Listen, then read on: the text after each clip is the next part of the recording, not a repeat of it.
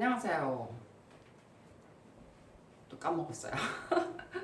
가만히 있습니다. 그죠? 진짜 까먹었어요. 어쨌든 자신만만 적용기술사 강사 김원숙입니다. 자, 오늘 우리가 다지기 3강 재생 목록의 다지기로 제가 시작을 한다고 그랬죠. 복습하면서 시험 문제를 풀어나가는 어떠한 해결 방법을 설명하고 있습니다. 오늘 이제 과제 4로 이야기를 했죠. 과제 4 안에 들어가 있는 것 중에 우리가 도시농업부터 시작을 했습니다. 그리고 도시농업에 우리가 사례였나요? 그리고 적용 분야 역할 했죠. 그죠? 자, 도시농업은 내용들은요, 여러분들이 안에 그 자료를 보시면요, 거기에 뭐, 독일, 미국, 영국 하면서 그 다음에 러시아까지 다 나와 있죠. 이름까지 나와 있고 그 의미까지 나와 있고 그 다음에 어떤 방법 어떻게 한다, 어떻게 하고 있다라는 거. 그 다음에 우리나라하고 그 다음에 아시아 쪽 이제 우리나라와 아시아 쪽은 웃기고 우리나라하고 그 다음에 일본에 관한 내용들이 비교를 하면서 제가 자료에 들어와 있습니다. 그래서 사례를 여러분이 보시면 되고요. 여기서 중요한 거는 사실은 적용 분야의 역할이라고 했습니다.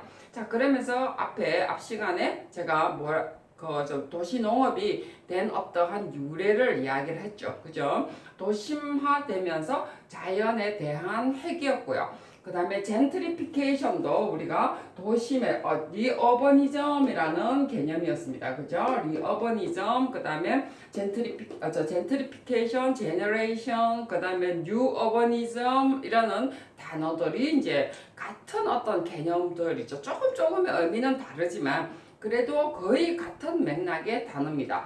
그러면서 또 우리가 같이 나오는 것이 또 모더니즘이라든지 포스트 모더니즘, 그 다음에 우리가 문화 융합이라는 어떠한 내용도요, 다 우리가 젠트리피케이션에서 사실은 나오는 거죠.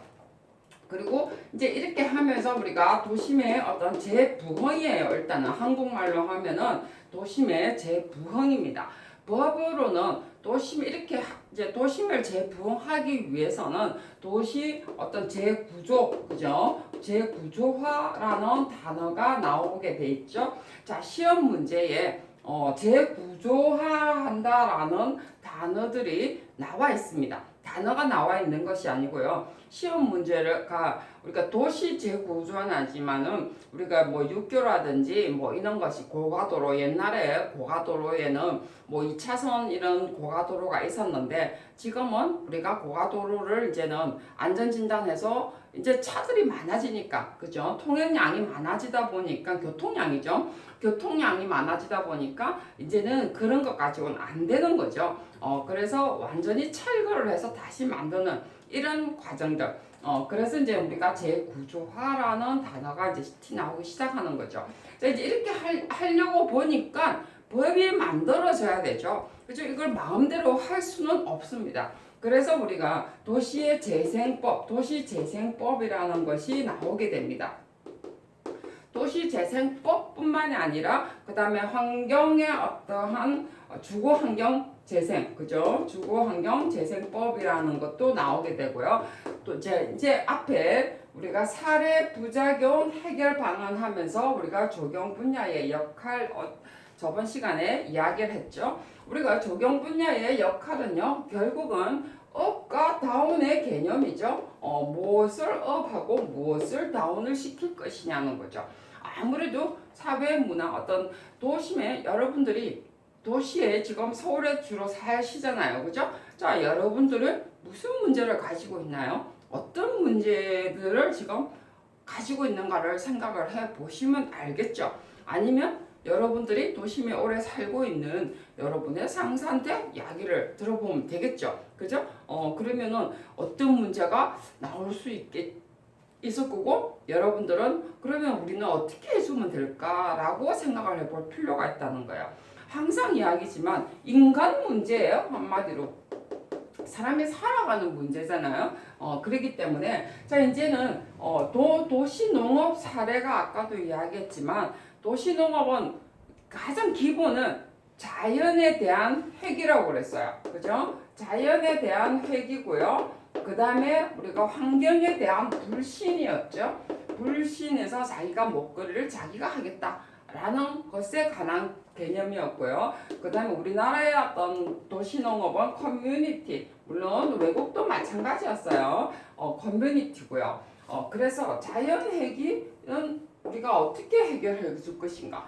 조경가로서 도시에 어떻게 해줄 것인가? 공원을 크게 하나 해주는 것보다는 주위에 걸린 공원을 많이 연결해 주는 것도 하나의 방법이겠죠. 그죠? 꼭 도시 농업을 꼭 먹거리를 한다라고 생각을 하시면 안 돼요. 이게 결국은 자연의 획이니까, 그죠? 우리가 자연의 느낌이 나도록 우리가 해주면 되는 거죠. 그죠?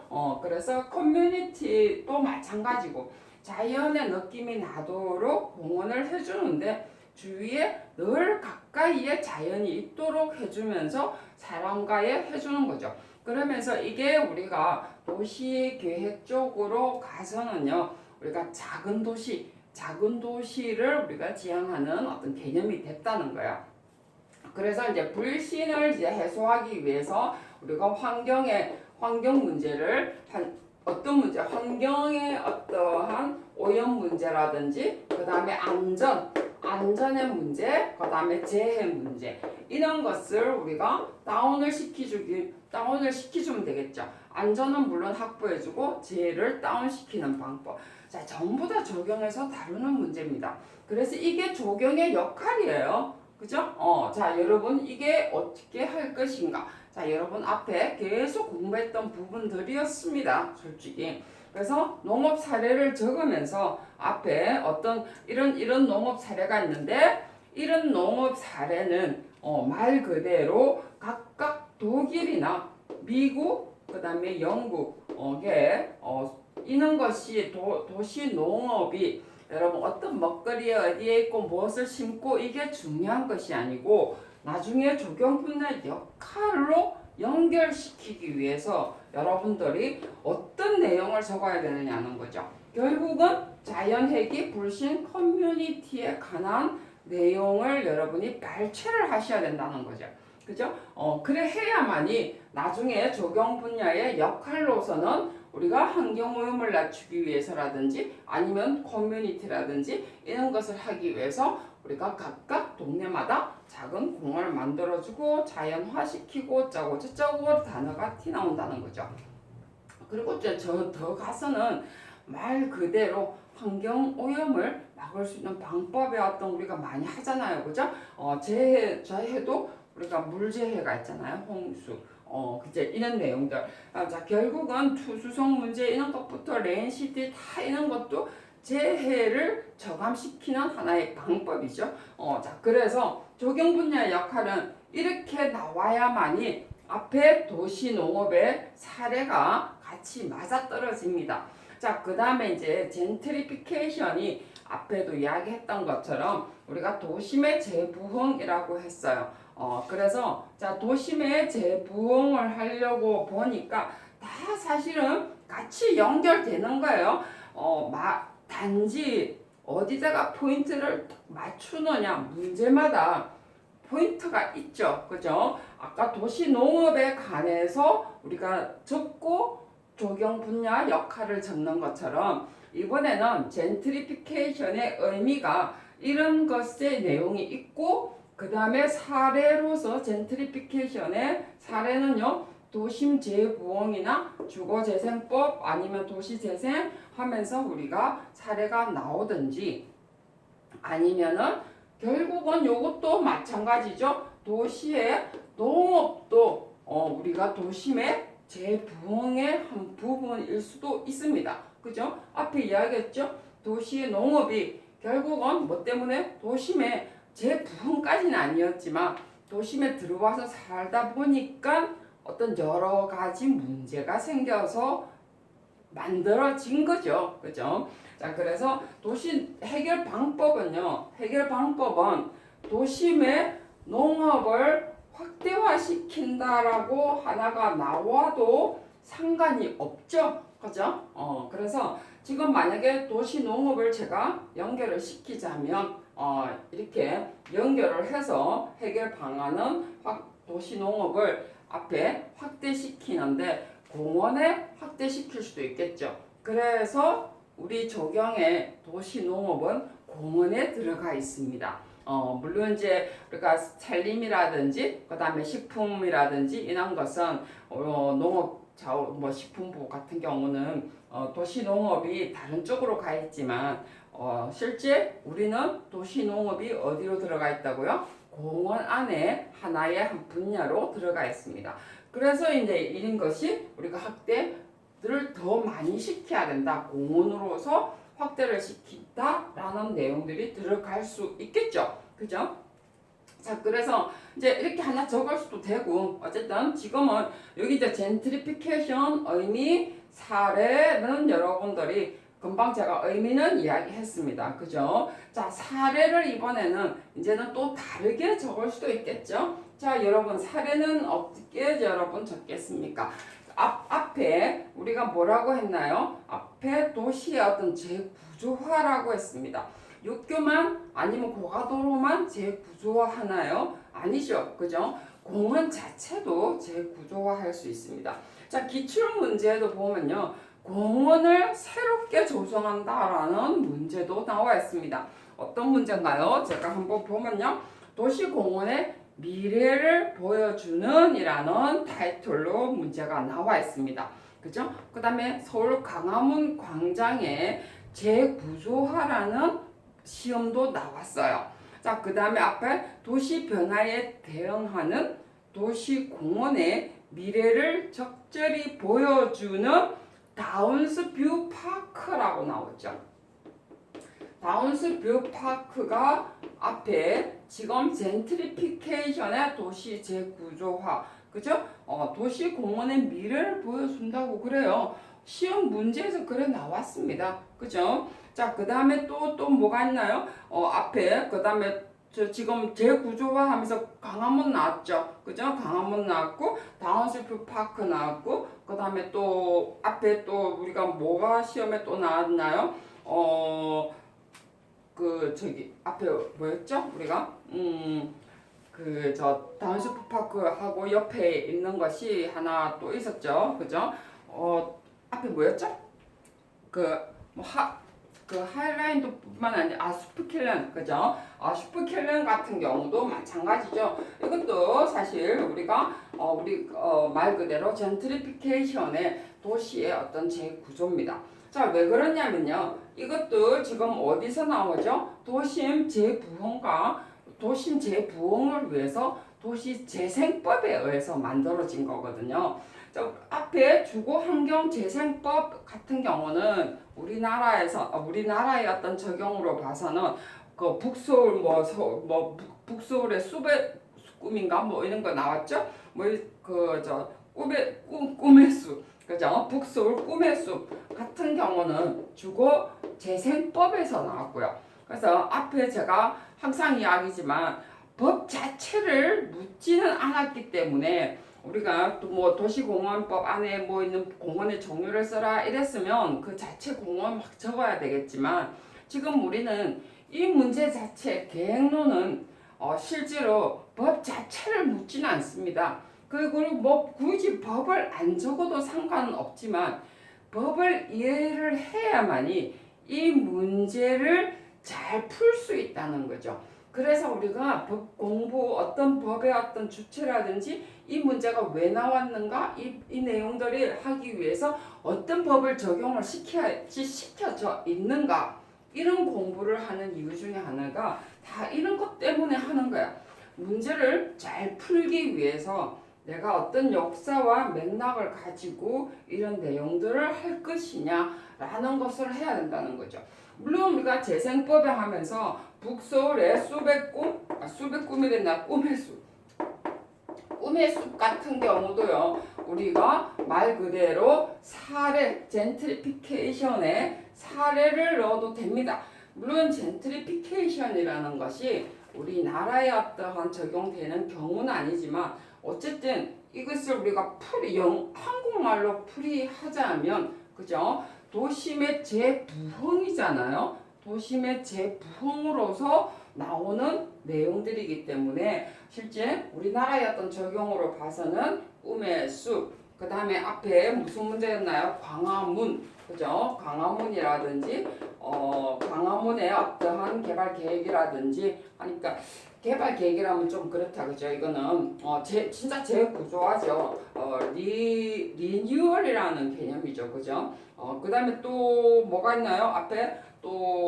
앞에서 용산 민족공원이라든지 자 이런 것은요 실제로 도시재생법에 의해서 만들어진 거죠. 자 외국 사례로 봤을 때는 다운스뷰 그다음에 스프킬린부터 시작을 해서 앞에 또 우리가 앞에 서울 이 뭐죠? 서울에 뭐 70 뭐 하는 도로가 뭐였어요? 하이라인의 어떤 개념 뭐였죠? 이름을 저는 자꾸 까먹어요. 라인팬더 파리하고 같은 게 우리가 뭐였나요? 서울의 라인팬더 서울이었죠. 라인팬더 서울. 나중에 제목이 이제 바뀌어가지고 라인팬더 서울이라든지 자 이런 것 같은 경우는 전부 다 도시재생법에 의해서 우리가 사실 만들어진 겁니다. 꿈의 숲은 아까 주거재생법이라고 그랬죠, 그죠? 주거재생법이든 간에 이거는 전부 다 어쨌든 도심의 재부흥의 사례입니다. 자, 도심의 재부흥은 아까 젠트리피케이션을 했죠. 자, 이 다 사례인데 다 적을 필요는 없겠죠? 그죠? 자, 다 적을 필요는 없을 것 같고요. 자, 이때 부작용은 젠트리피케이션의 부작용인지 아니면 우리가 사례의 부작용인지 저는 잘 이해는 못하겠어요. 자, 잘 이해는 못하겠지만 여러분들이 젠트리피케이션의 어떤 부작용이기 때문에 해결 방안이 나올 수 있겠죠. 아니면은 우리가 이런 부작용, 도심의 어떠한 젠트리피케이션에 의해서 도심에 재부흥하기 위해서 이런 계획 자체가 부작용일 수도 있을 거예요. 근데 이 자체로 봤을 때는 문제로 봤을 때는 젠트리피케이션 도심의 재부흥의 문제인지 부작용인지 아니면은 그 젠트리피케이션을 하면서 이렇게 도심 재부흥의 계획 자체가 부작용인지 여러분들이 어느 쪽 적어도 상관없습니다. 왜냐면요 그래도 답은 다 나오거든요. 자 계획의 부작용을 본다면은요 자 계획만 거창하다라고도 나올 수 있겠죠. 그죠? 우리가 용산민족공원 같은 경우는 실제로 계획만 세워놓고 예산이 부족해서 하지를 못하고 있는 입장이고 강화문도 마찬가지죠. 강화문 같은 경우도 그렇고요.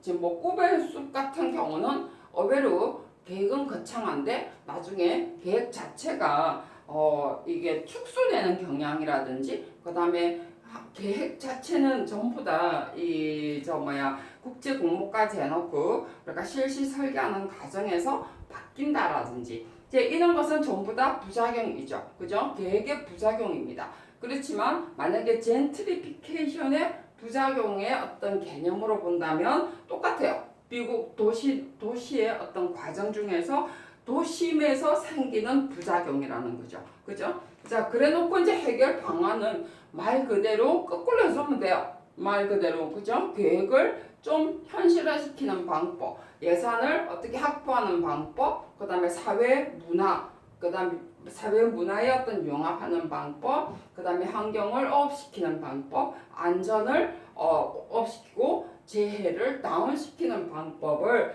우리가 정치적으로, 사회적으로, 그 다음에 뭐 진짜 인문 사회적으로 나눠도 되고요. 그 다음에 경제적인 확보 방법이라든지 계획의 어떠한 지금 계획과 실행이 너무 머니까 실행 단계에서 예산 확보 후 실행을 계획을 해준다라든지 이런 여러분이 계획 쪽에 어떠한 부작용 했을 때는 해결 방안이 그렇게 나와야 된다는 거죠.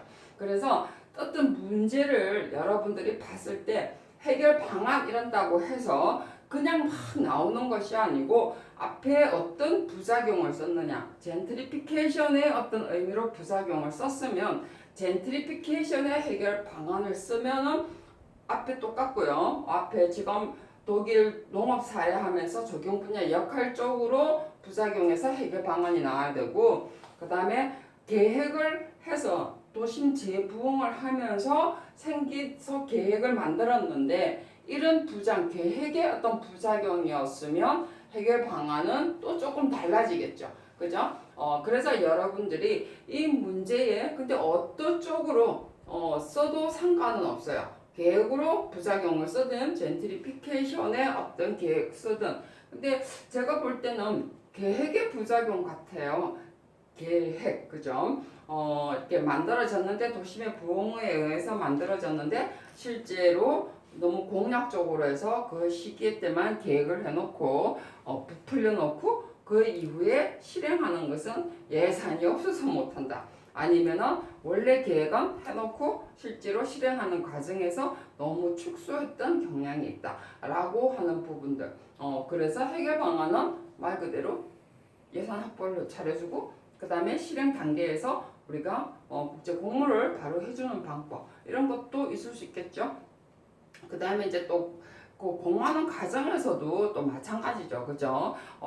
이제 정말로 철저한 계획하에 너무 바삐 가지 않고 정말 철저한 계획하에 어떤 현실을 반영한다든지 뭐 이런 부분들을 우리가 답을 써주면 저는 될 거라고 생각을 합니다.